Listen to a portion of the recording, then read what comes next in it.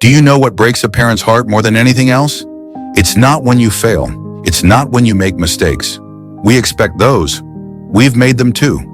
What breaks our hearts is when you throw away your future, when you choose comfort over discipline, when you settle for good enough instead of giving your best. We don't push you because we want control.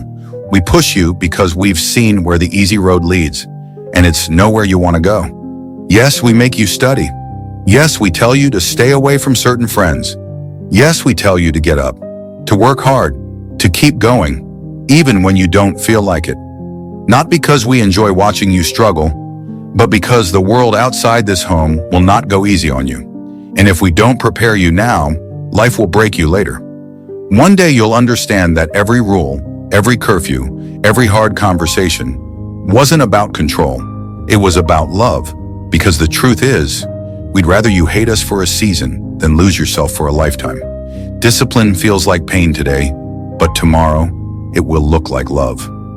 If this message touched your heart, share it with a parent who needs strength or a child who needs this reminder.